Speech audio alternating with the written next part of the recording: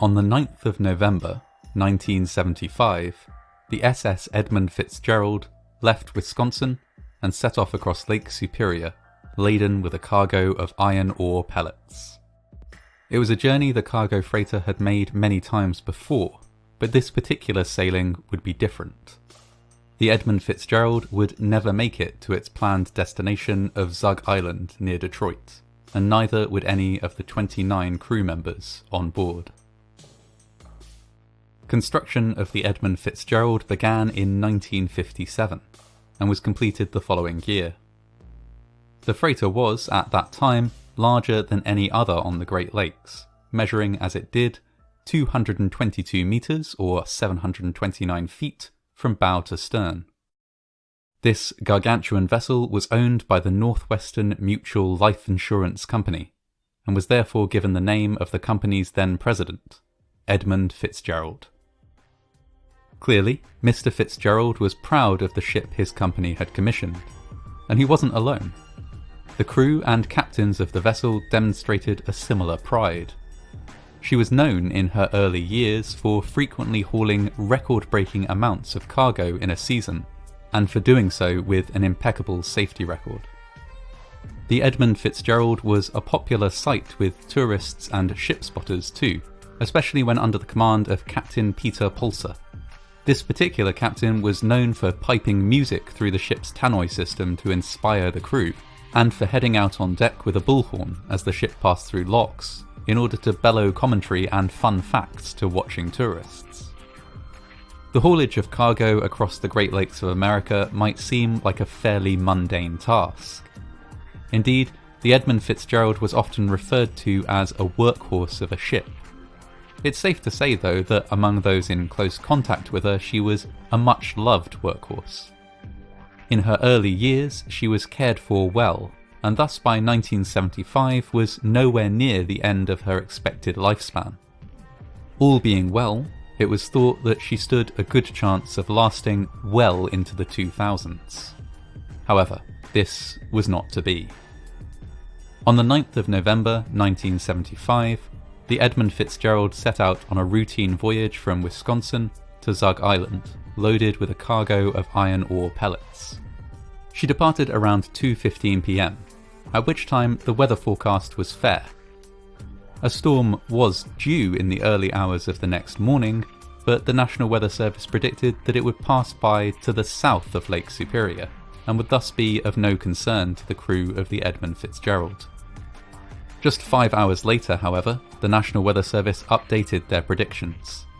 Far from passing by to the south, the storm would bring gale-force winds to the whole of Lake Superior. The captain at the helm of the Edmund Fitzgerald for this journey was 63-year-old Captain Ernest M. McSorley. When McSorley received this worrying forecast, he ordered a change of direction, steering the freighter towards the Canadian shore of the lake, where it might be able to find some shelter from waves and wind.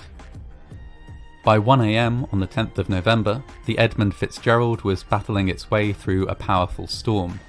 Winds blew at more than 50 knots, and waves more than 3 meters or 10 feet high smashed against the sides of the ship.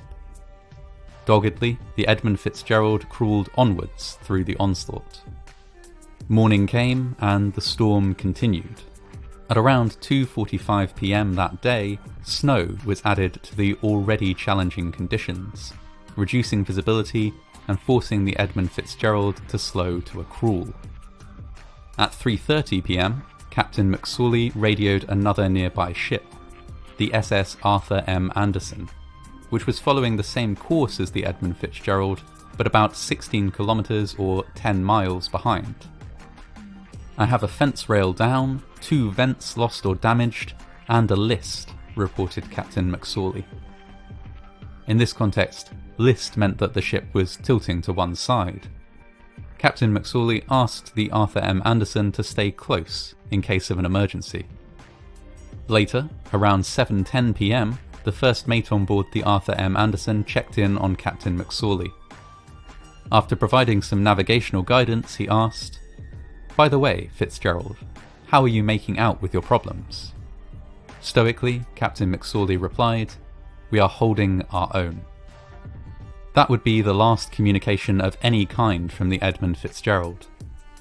The crew of the Arthur M. Anderson tried to radio again and again, but could not get through, and couldn't spot the ship on radar. They contacted the Coast Guard, first to express concern, and then to outright report that the Edmund Fitzgerald was missing. By 9 PM, the Arthur M. Anderson had reached a safe harbour in Whitefish Bay between Michigan and Ontario. However, the Coast Guard was soon in touch to ask the ship to turn around and venture back out to look for the Edmund Fitzgerald. The captain's hesitancy in responding gives some indication as to the conditions at the time.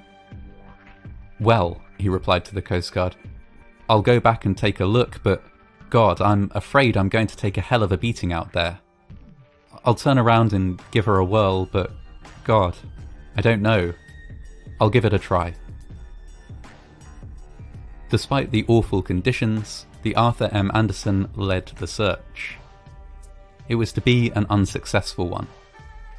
The only trace of the Edmund Fitzgerald that was found was a smashed lifeboat and some other debris. After many ships had spent many hours searching the waters in increasingly treacherous conditions, there was only one conclusion that could be reached.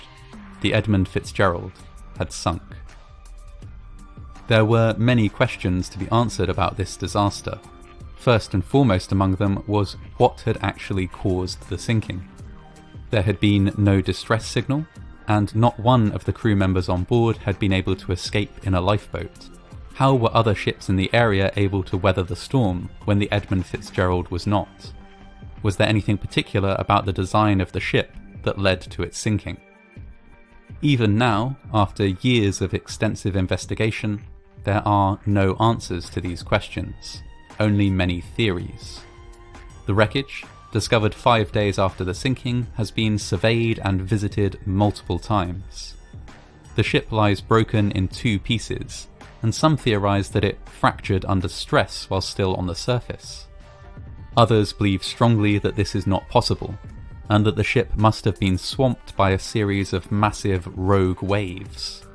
Still others contend that the sinking must have been down to the cargo hold flooding, or to the ship scraping against a reef in the dark and confusion of the storm. Perhaps, it was alleged, the ship had not been as well cared for under Kapten McSorley as it had in previous years. Some evidence was found that repairs had been deferred or temporarily patched, and the captain had a reputation for pushing the ship hard and accepting no delays, even in extreme weather conditions. Perhaps it was his actions and decisions that caused the Edmund Fitzgerald to be lost. While the exact mechanism of the disaster remains unclear, several contributing factors were identified in the years after the wreck, and even though no single one could be blamed for the incident, changes were made to improve safety across the board. In the aftermath of the disaster, depth detectors were made mandatory on ships over a certain weight, as were survival suits for all crew. Navigational and communication infrastructure on the Great Lakes was improved dramatically, as were maps and charts of the area. Finally, the US Coast Guard began a much more rigorous inspection program of all ships sailing on the Great Lakes. These routes are not without danger, but thanks to these changes and more, there hasn't been another incident as deadly as the sinking of the Edmund Fitzgerald in the area since. A memorial to the 29 crew members who lost their lives when the Edmund Fitzgerald sank stands near the water at Whitefish Point in Michigan.